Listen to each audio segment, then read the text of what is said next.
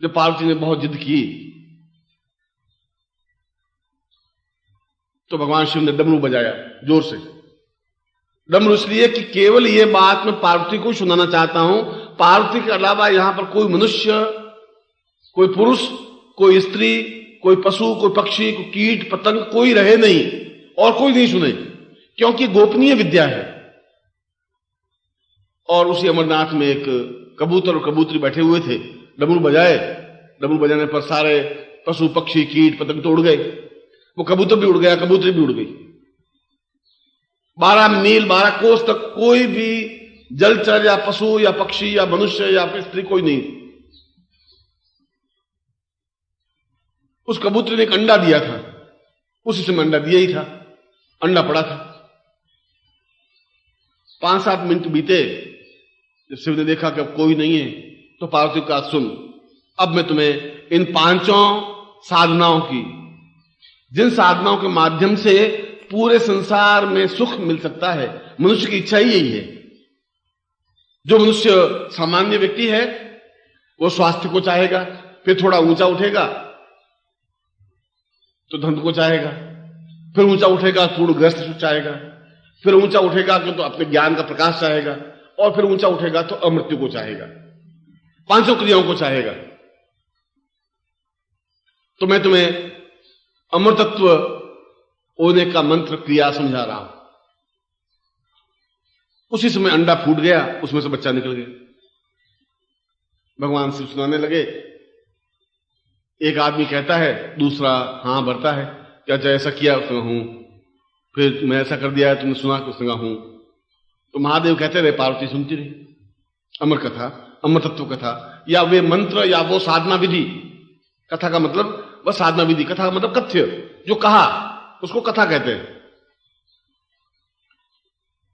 औरतों को नींद बहुत जल्दी आती है, औरतों को जिद भी बहुत अधिक होती है, औरतों को नींद भी बहुत जल्दी आती है। और तुम में अगर थोड़ा भी गुण हो तो आप उनको नींद दिला सकते हैं कि अब तुम बहुत थक गई है, ऐसे आंखें भी बहुत भारी भारी लग रही हैं, तुझे कुछ पता नहीं पड़ रहा है, तो तबीयत पे इफेक्ट पड़ रहा है, और 2-3 महीनों से मैं देख रहा हूं तबीयत तेरी खराब, तुम थोड़ी रेस्ट कर ले तो फट हो जाएगी, 5 मिनट में सो जाएगी। अब तुम्हें गुण होना चाहिए, तुम कभी गुण, इसको ये एक्सपेरिमेंट भी आजमाओ। पार्वती ने कहा, शिव ने कहा क्या हुआ, तुम थकी हुई बहुत हो? उनको नहीं, मुझे अमृतत्व सुना, ये चालाकी नहीं चलेगी, पूरी अमृतत्व मैं सुनूंगी, ये मुझे ज्ञान चेतना चाहिए। उसने कहा फिर सुन। उन सुनाने लगे, वाह वहां हूं करती रही, उसे सुनाते समझाते गए। करीब आधी कथा हुई, पार्वती को नींद आ गई। नींद आ गई, भगवान शिव तो अपने भांग के पिनक में थे ही, भांग तो पिए हुई थे, आंखें बंद थी, क्योंकि चक्षुरुन्मीलितम ये ना। और उसने कहा कि उसके बाद में रीम बीज का हुंकार की दुनिया आती रही, वो कबूतर बैठा हूं करता रहा। और उसने कहा कि फिर रीम को इस ढंग से उच्चारण करना चाहिए, वहां से आई हूं। शिव जी ने कहा कि सुन रही है। फिर उसने पूरी बात सुनाते सुनाते सुनाते सुनाते पूरी विधि सुनाई, किस ढंग से इन 5 विधियों से, ये 5 बीज मंत्र हैं, ये 5 बीज मंत्रों की साधना ये है। इन साधनाओं के माध्यम से निश्चय ही वह मेरे दर्शन कर सकता है। पापी से पापी, पाखंडी से पाखंडी, ढोंगी व्यक्ति और ढोंग करता हुआ भी मुझसे दर्शन कर सकता है। छल करता हुआ भी करोड़पति बन सकता है, रोग मुक्त हो सकता है, कुबेर सिद्धि प्राप्त कर सकता है। वो सारी विधियां बताई, और उसने शायद रुपए में 4 आने भर तो पार्वती ने सुनी, और 12 आने भर उस कबूतर के बच्चे ने बैठे बैठे सुनता रहा, करता रहा, उनता उनता। फिर पूरी बात हुई तो भगवान से आंख खोली, पूरी बात समझी तू? क्या बात? क्या उसने बात? क्या पूरा अमृतत्व तो तुम्हें सुनाया था? उनका सुनाया तो था, गर्मी बहुत थी और ठंडी ठंडी हवा चल रही थी, तुम कभी अमरनाथ मेरे साथ चले नहीं हो, मैं अमरनाथ गया था 2-3 साल पहले। तो आपने मुझे कहा था कि वो रीम बीज, वो बस वहां तक तो सुना था, फिर बाद में क्या हुआ? उसने रीम बीज, वो तो बहुत पहले की बात हुई, उसके बाद तो घंटे भर तक मैं और तुम्हें पूरी विधि समझाई है। उन्होंने कहा मैं तो नींद आ गई। तो फिर हूं कौन कर रहा था, आवाज कौन कर रहा था? इस 12 कोष में तो कोई पक्षी नहीं, डमरू बजाया मैंने। उनका मैं डमरू बजाया कि नहीं जो है ये तो मुझे मालूम नहीं, मैंने मैं तो नींद ली थी। शिव ने ऊंचा नेत्र उठाया, कबूतर बैठा हुआ दिखाई दिया। उससे पार्वती के अलावा इसने भी अमर कथा सुन ली। और अगर ये संसार में फैल गई तो कोई मरेगा नहीं, और मरेगा नहीं तो नया पैदा कहां से होगा? तो ये संसार तो इतना गंदा, इतना घटिया हो जाएगा, सब जहां देखो बुढ़े बुढ़े चेहरे दिखाई देंगे, मरेगा तो एक भी नहीं, नए पैदा होंगे नहीं, और नए पैदा होते गए और बुढ़े मरते नहीं गए तो पृथ्वी पर तिल रखने की जगह नहीं होगी, भीड़ से भीड़ छिटी हुई होगी। पुराना मरेगा तो नया पैदा होगा, न पेड़ कोई खत्म होगा, न नया पौधा पैदा होगा, न कोई मनुष्य खत्म होगा। ये तो सारा संसार अपने आप में बहुत दुर्बल और खांसने वाला और मतलब दुखी और पीड़ित और परेशान और कुछ होगा ही नहीं। उसने त्रिशूल फेंका जोर से उस कबूतर को मारने के लिए, कबूतर आगे उड़ा, पीछे पीछे त्रिशूल। ये मैं बिल्कुल शिव पुराण की कथा कह रहा हूं। वहां पुरुष की पत्नी बैठी बैठी जल चढ़ा रही थी, भगवान सूर्य को अर्घ्य दे रही थी, और उसने उबासी ली और कबूतर ने देखा कि अब त्रिशूल तो मुझे मारेगा ही, उसके मुंह के अंदर घुस गया, पत्नी के, ऋषि पत्नी के। भगवान शिव उस स्त्री को तो मार नहीं सकते, त्रिशूल रुक गया। भगवान शिव भी त्रिशूल के पीछे पीछे आए। उसने कहा कि मेरा शत्रु तुम्हारे घर में है, उसको बाहर निकाल, मुझे उसको समाप्त करना बहुत ज्यादा जरूरी है, अगर नहीं तो ये सारी सृष्टि का, ब्रह्मा ने सृष्टि निर्माण की, ब्रह्मा ने सृष्टि विध्वंस की, अगर संहार होगा नहीं तो सृष्टि का निर्माण नहीं होगा।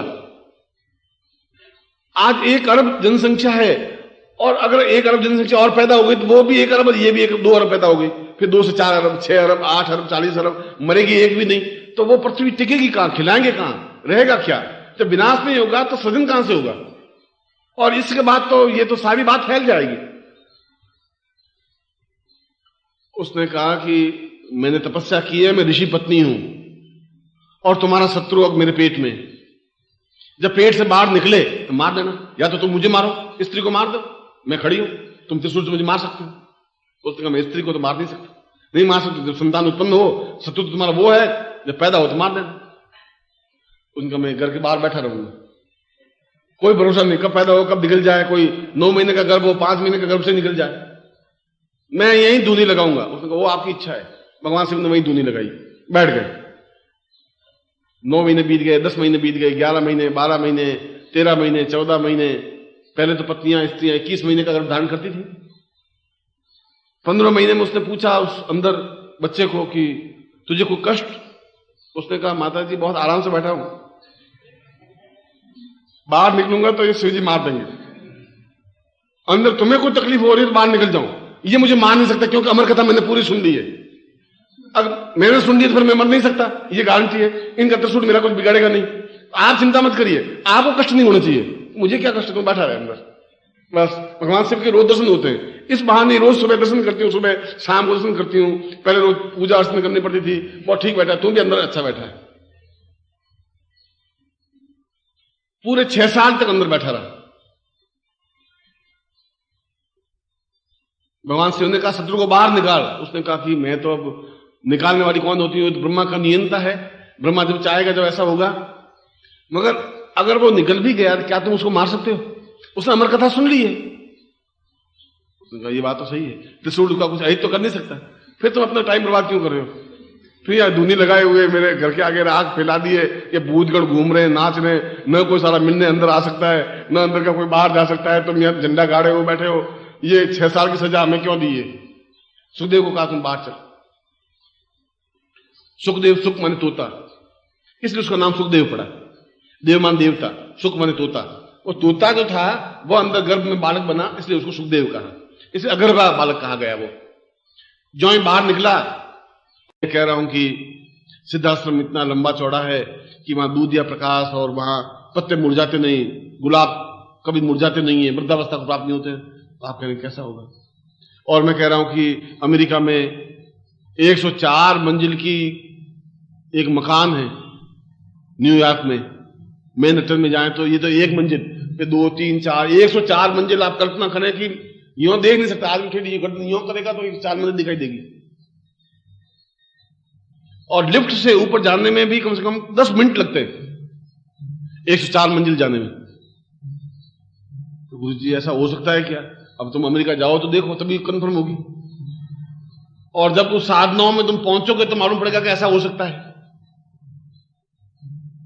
वह पैदा हुआ और पैदा होते रवाना हो गया। उसके पिता पीछे दौड़े, पुलिस दौड़े, माँ दौड़ी। उसने कहा बेटे तुम क्या कर रहे हो, कहाँ जा रहे हो? बुढ़ापे में बड़ी मुश्किल से तुम्हें पाला है, पोसा है। उसने कहा कौन, माँ क्या होती है, पिता क्या होते हैं?